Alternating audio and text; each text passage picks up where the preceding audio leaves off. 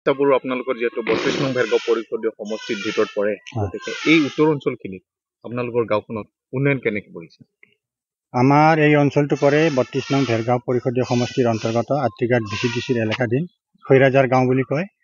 আৰু আমাৰ এই গাঁওখনত বা আমাৰ আত্ৰিঘাট VCDCৰ যিখিনি এৰিয়া আছে, তাতে আমাৰ বৰ্তমান যি আমাৰ BTR চৰকাৰৰ আমাৰ EM ডাবৈ চাহ বড়োদেৱে তেখেতে যথেষ্ট কাম কৰিছে। বিভিন্ন আঁচনি ইয়াতে হাতত লৈছে। ৰাস্তা ঘাটকে আদি কৰি বিভিন্ন ৰাস্তা ঘাটসমূহ আগতে যিবিলাক ইয়াৰ আগত ভাৰত স্বাধীন হোৱাৰ আগৰ পৰা যিবিলাক ৰাস্তা পুৰণি ৰাস্তা আছিলে, সেই ৰাস্তাবোৰত এক চাপৰো মাটি মানে পৰা নাছিলে। তেনেকুৱা মানে ৰাস্তাবিলাকো অলিয়ে গলিয়ে যিবিলাক গাঁৱলীয়া ৰাস্তা আছিল, সেই ৰাস্তাবিলাকত চেণ্ড কেবলিঙৰ ব্যৱস্থা কৰিছে।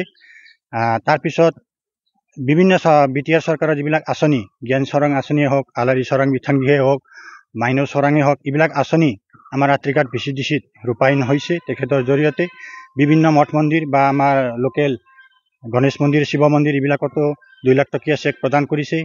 আৰু আমাৰ যিহেতুকে তেখেত আমাৰ ভেৰগাঁও চাব ডিভিজনেল লেণ্ড এডভাইজৰী কমিটিৰ চেয়াৰমেন আছিলে, আৰু তেখেতৰ চেয়াৰমেনশ্বিপত SDLC আমাৰ যি ভেৰগাঁও, তাতে বহুতো ভাৰত স্বাধীন হোৱাৰ আগৰ পৰা যিবিলাক মানুহ ইয়াতে বসবাস কৰি আছিলে, তৌজি মাটিত, খাচ মাটিত, ভিজিয়াৰ মাটিত, তেওঁলোকৰ মাটিও বহুত SDLCত পাছ হৈছে আৰু BTC চৰকাৰৰ যোগেদি সেটেলমেণ্ট অৰ্ডাৰ পাইছে।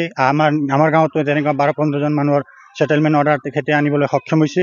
গতিকে এই অঞ্চলত যিহেতুকে তেখেতে আগতে নোহোৱা কাম, বহুত দিনীয়া পুৰণি যিবিলাক ভূমি অধিকাৰ বহুত মানুহে পোৱা নাছিলে, তেনেকুৱা মানুহকো মানে মাটিৰ সমস্যাটো সমাধান কৰিব সক্ষম হৈছে।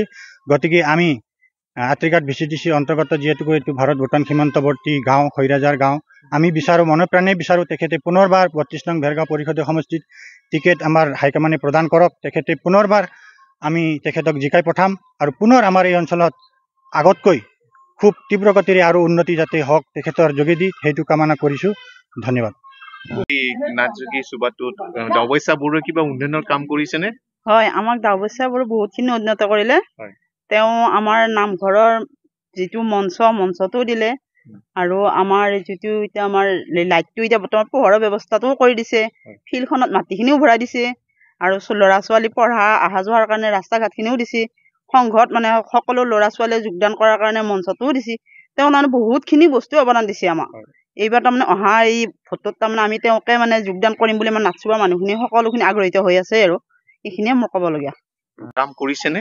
কৰিছে ছাৰে, বহুতখিনি কৰিছে। কি কৰিছে? বা মঞ্চখন দিছে, নামঘৰৰ চেক এখন দিছে, তাৰপিছত আমাৰ ৰাস্তাটো হৈছে, তাৰপিছত ৰাস্তাটো এতিয়া সম্পূৰ্ণ হৈছে, কিন্তু আগতে বহুত বানপানী আহি আছিল, ৰাস্তাটো মানে অলপ হেৰি কৰি দিছিল।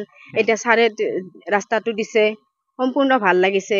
ফিল্ডখনৰ হেৰি কৰিছে, বা ফাংচনখন পাবৰ কাৰণে ফিল্ডখনৰ অলপ হেৰি কৰিছে, বা ফিল্ডখনত এখন মঞ্চ বহাইছে।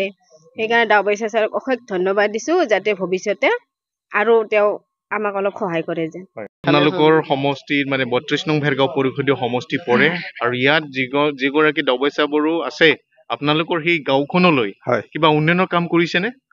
আমি 17 বছৰেদি একো পোৱা নাছিলোঁ।